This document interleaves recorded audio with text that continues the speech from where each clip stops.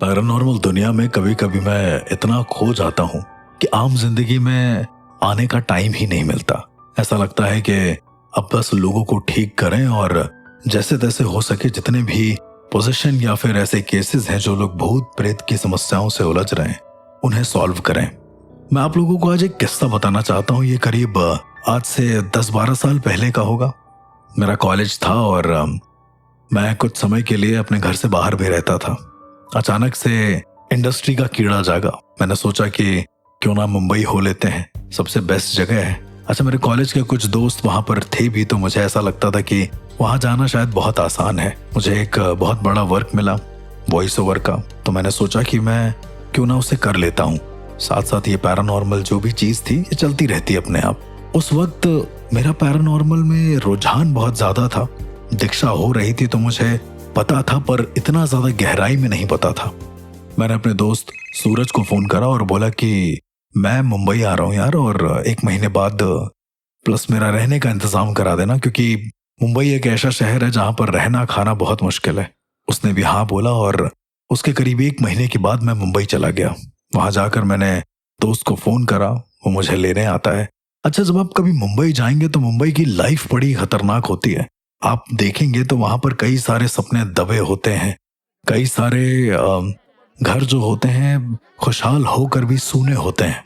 Paranormal के इस होड़ में मैंने सोचा कि मुंबई में मुझे 2-3 केसेस ही मिल जाएंगे, इसी बहाने कुछ और बातें हो जाएंगी।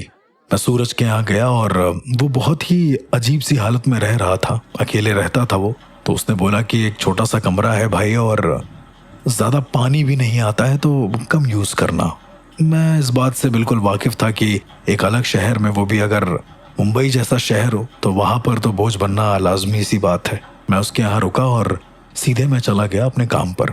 वापस आते समय मैंने अपने दोस्त को फोन करा, पर उसने फोन उठाया नहीं। तो मैं सोचा कि मैं पैदल ही चल देता हूँ।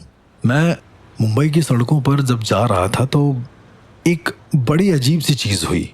वहां पर मुझे एक छोटा सा बच्चा आकर कहता है कि भैया आप मत जाओ।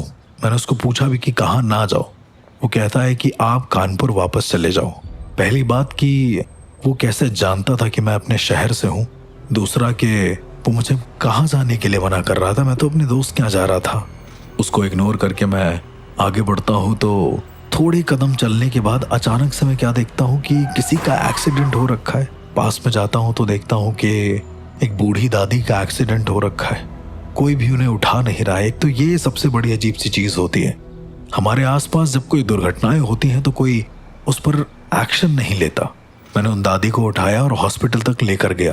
वो दादी ने मुझसे कहा कि यहाँ से चले जाओ। पता नहीं क्यों मुंबई मुझे अपने घर वापस आने के लिए बोल रही थी।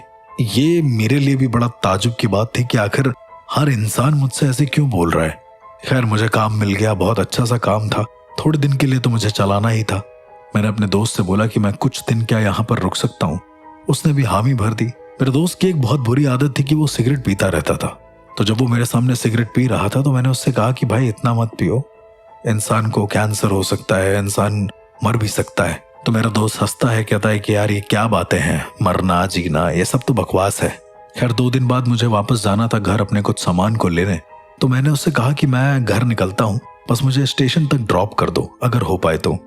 उसने बोला कि किस स्टेशन से तुम्हारी ट्रेन है। मैंने उसको बताया कि मुंबई के मेन स्टेशन से मेरी ट्रेन है। तो वो कहता है कि क्या वो मुझे लोकल ड्रॉप कर दे, क्योंकि उसके आगे वो जा नहीं सकता। मैं मान गया था। मैंने कहा कि ठीक है, मैं लोकल तक ही चल दूंगा, मुझे कोई दिक्कत नहीं है। उसने बोला कि लोकल सिर्फ 10 बजे तक चलती है, अगर उससे लेट हुआ तो तुम्हें शायद रात भर वहीं रुकना पड़ेगा, या तो तुम पैदल आ सकते हो तो आ जाना, क्योंकि नेटवर्क भी नहीं आते हैं वहां पर। मैं सोचने लगा कि यार मैं क्यों जा रहा हूँ, मैं कैब कर लेता हूँ, वो ज्यादा सही है। पर इतनी देर में वो रेडी हो चुका था। उसके साथ बैठकर मैं उस जगह पर जा रहा था तो उसने मुझसे कहा, अरे अर्ज भाई, वो जो जगह है ना यार, थोड़ी सी हॉन्टेड है यार। उस जाती मच करते हैं लोग बोलते हैं कि उधर पे कोई भूत है। ऐसा भूत होता है क्या? तेरे को क्या लगता है भाई? मैंने उसको बोला कि भूत होते हैं, अगर आप उन्हें देखना चाहें तो आपको दिखते भी हैं कई बार।